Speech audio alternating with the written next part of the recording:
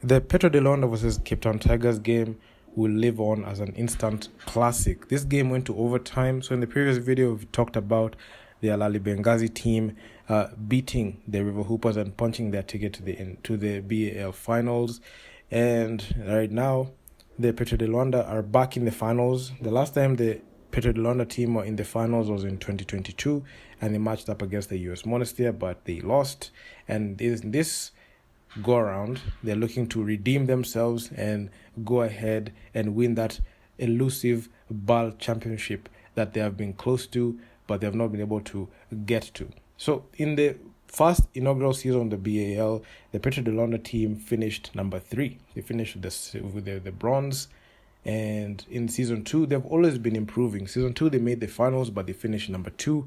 And last year, I must say, it was a heartbreaking season because even despite having Solo Diabate and Ater Majok on the roster, they got knocked off in the semis.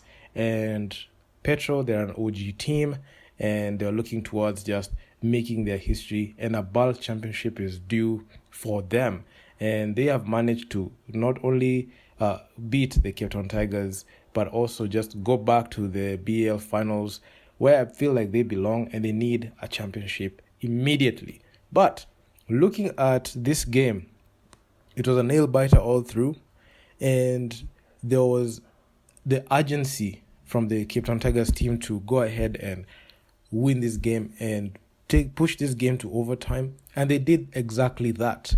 But looking at the way they played in overtime, it was so underwhelming. And there were a couple of good plays and good stops that the Petro de Luanda team had that enabled them to score 19 points and win this game by a total points margin of 10 points. But one thing that I've seen in this game that was actually quite shocking was the fact that the main key players, the Carlos Moraes, we saw Chile Dandao, Gerson Lukeni, I mean, those guys, John Pedro, I must say, John Pedro came out clutch, but Chile Dandao, he had a dud game. He played 28 minutes, 6 points. He was 1 of 9 shooting and 4 of 4 from the line. Carlos Moraes was virtually unplayable and useless.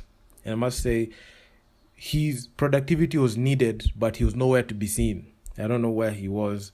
Yannick Moreira, he tried, but he just didn't get it. And he didn't even have a turnover.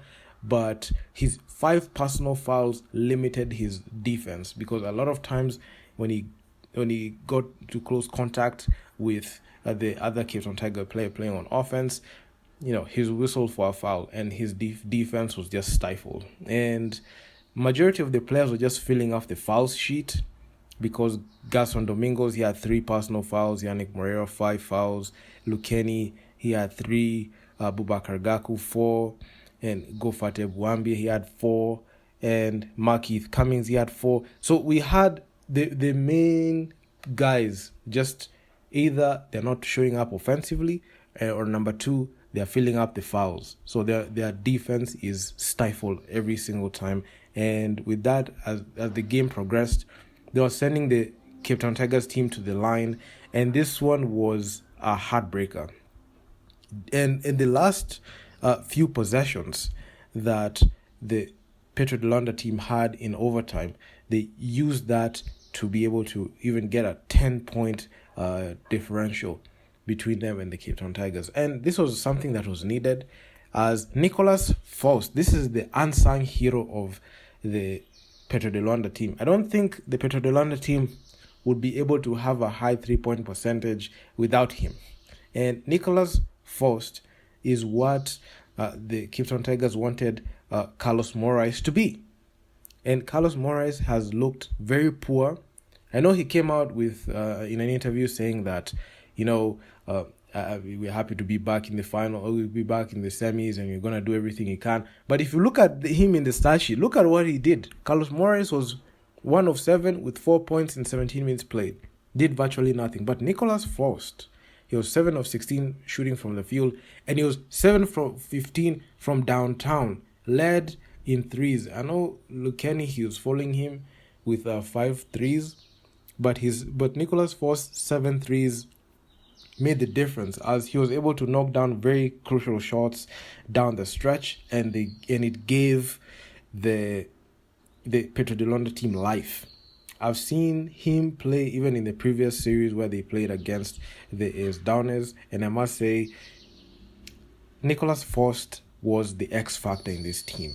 I know other players were not able to play well. Chile Dandao, he was virtually useless on offense. Carlos Moraes, useless. He didn't even use him. But we also had another guy. We had Castro, number 14. He played 15 minutes. He had 7 points, 2 of 3. And I must say, if they give this guy more minutes, he will be able to be productive as well, because he had 7 points, 6 boards, and 1 assist. Very productive. And he was much more productive than Carlos Moraes, who is the captain. I must say, there are a couple of red flags I've seen, even with this win and this good win taking to the finals. The big issue that I have with the Petro de Luanda team is not having consistent offense. I know they keep swinging the ball, then they're just trying to look for Nicholas Forst to hit the 3, but you can't rely on that to beat an Alali Benghazi team. So you have to have all your players working on all cylinders. Look, Kenny Goncalves cannot have a bad game. Abubakar Gak cannot have a bad game. Chile Dandao cannot afford to have a bad game. John Pedro, he was the man that saved this team because he didn't play a lot of minutes like that, and he only had 2 passes. He was only in foul trouble. He only had 2 personal fouls, but you could see his play in overtime was the reason as to why it sparked the 10-point lead that the Petro de Luanda team had. So it was a very good game, but there are a lot of red flags that the Petro de Luanda team had, especially on offense, and especially how they played in the fourth quarter, because they got outscored in the fourth quarter by 11 points. And the majority of the points were decided on the line. So I must say this is something that they need to figure out before the finals. But the full credit to the Cape Town Tigers, they balled and they did everything that they had to do. Behind Sam Kelosele, 19 points, he played 38 minutes. But man had an ankle injury in the waning minutes of the game, and he was not able to be as productive as we thought he would be. But he knocked down those clutch free throws that forced the overtime. But in the overtime, he was not able to do anything much. But given the way the Cape Town Tigers have had a very good run, I must say the experience bug was the problem, because they have not been in these situations for that long. And the Petro de Luanda team have been there. They've made the finals. They've been to a semis multiple times. So they already know the expectation there. They've played in the semis for 4 straight seasons. So and this season they're making the finals. So they had a lot of experience in their belt. I know they don't have the coach Neto there. They have a new coach in there. So the Petro de Luanda team knew what they needed to do and knew the kind of adjustments to make. Even despite the flaws that they've had, they knew what they needed to do. So this game, I must say, it was epic. It was a nail biter. The Petro de Luanda team, they shot 35% from the field and 40% on 2-point field goals. They led in 3-point percentage because courtesy of Nicholas Forst. I don't think they will be there where they are without him. And in the line, they scored 70% of the time. On 27 attempts from the line, they made 19 of them. But they didn't go as much the line as the Cape Town Tigers because the Petro de Luanda team could not stop fouling. At some point when I was looking at this game live, I just asked myself, can he just play some, solid defense? Don't push the player. Just use your length put your hands up, alter the shot. You don't have to body the player and be physical like that, because you're always going to be whistled for a foul.